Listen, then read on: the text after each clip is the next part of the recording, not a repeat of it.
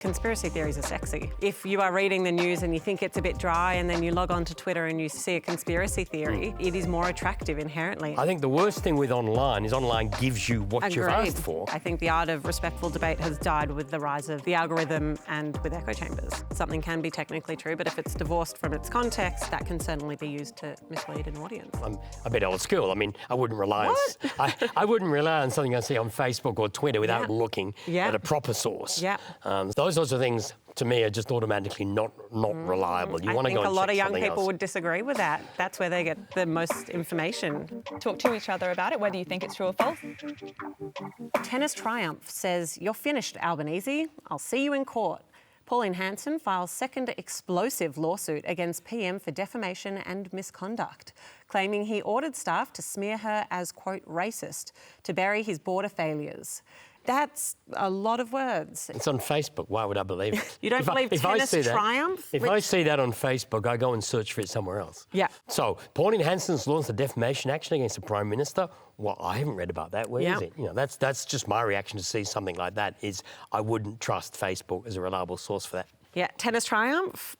Not it. But also the just random capital letters everywhere. Telltale sign that AI has been involved in that one. It works very well as engagement bait because it appeals to people's emotions, to their fears. I mean, to me, that destroys most of the credibility of Facebook, as far as I'm concerned, is how much stuff gets on there which you know is just false. If Google can run vast software which checks every video you put online to make sure there's no copyright material, you think they could also do something about offensive material and wrong material as well. Yeah, look, in an ideal world, absolutely. I think realistically, it's... They make money out of copyright, exactly. Though. That's what the issue difference is, yes. Don't think it's going to happen. No. So this one's from Lara, who says, "So I've checked my post office box and look what I found. 4 postal votes, only 1 for me, 3 for other people.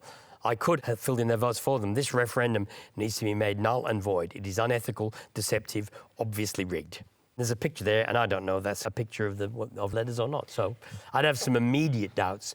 One of the biggest things I find is that people have a habit of not knowing the rules. It is easy for claims like this to especially now go viral. If there is an inherent mistrust, civics literacy in some areas can be so low that it's easy to just believe whatever you're fed at a rudimentary level. Like, conspiracy theories are sexy. If you are reading the news and you think it's a bit dry and then you log on to Twitter and you see, or X, and you see a conspiracy theory, it is more attractive inherently. When something comes up, if it reinforces your view of the world, you believe it. If it challenges your view, you don't automatically believe it could be true. Your personal experience doesn't explain everything that goes on in the world. Just because all your friends vote for one party rather than another, that's not a basis to say, I can't believe the election result. Yes. In 1990, there was a claim that there were dead people who voted in the electorate of Richmond in northern New South Wales. This was done by scrutineers who checked the data.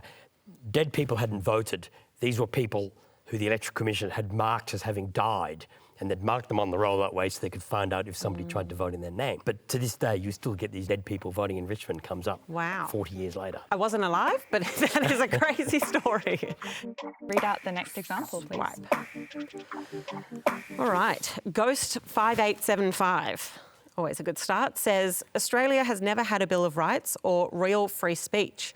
Rights exist only through laws that constantly restrict you. With so many rules and no Bill of Rights, citizens get told what they can and can't do at every turn." That comes down to this extraordinary philosophical difference between the United States and everyone else in the world. The Americans have this very extensive Bill of Rights that says free speech is absolutely sovereign. The state cannot restrict it. Most other countries have some allow free speech to an extent, but it's the old story. You have the right to free speech, but you can't yell fire in a crowded theatre.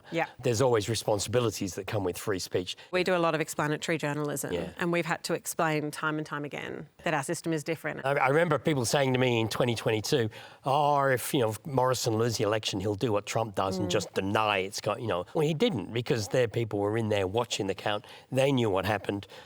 We've had some close elections in the result, and everyone accepted the result. We haven't had anybody who's just denied it. Mr. R.C. Thomas, lol, preferences decides who is elected. It's a game of backroom deals in Oz. No, The system works in favour of the candidate with the most votes and always does. Now, it's not like first past the voting where only the candidate with the most votes can win. In about 1 in 10 cases, a candidate who finished second, occasionally third, can win on preferences. But it's not a game of preferences. There aren't deals. Preferences are filled in by the voters themselves. I've got to say, every time it comes to election time, I'm inundated with messages saying, I do not understand how preferences work. And when you throw in a how to vote card and whatever else they're being told, I do think a lot more needs to be done to explain the basics of our system. Young people are in record numbers turning away from legacy media and they don't trust these more traditional institutions. And so if they are existing on the internet in a different way, perhaps, than their elders might have, they need to be met at that source with reputable, fact-checked, accurate information so that we can counteract this mis and disinformation. Lozzie B. All right, Truth Fairy 131 says Chinese investors now own 67% of Australian homes and they dodge taxes. Nice big graphic there from the Herald Sun that says 67% true level of China's Aussie home ownership exposed. My first thought was, I can't believe the statistic. Can we ask whether this was something that was posted by the Herald Sun or has it been manipulated? It was indeed posted by the Herald Sun. Does that change your view? No. If that is a graphic by the Herald Sun, Yeah. somewhere it exists and there is a story attached to Exactly. it to explain it. But this is what Lozzie B is Yeah. retweeting a picture with no link as to what the story is about. So But that's automatically sort of like, oh yeah. I do think that this goes to something else that I think media should be better at, which is linking to the source that they have used for a story. Something can be technically true, but if it's divorced from its context or it's a little soundbite, then that can certainly be used to mislead an audience. The fact that you can curate a world for yourself online and then you are continuously just speaking to this echo chamber, I think that it's extremely dangerous. The old days of printed newspapers, you'd go through it and think, oh, that looks interesting. Yeah. You'd read Yeah. something which you hadn't looked for. Yeah.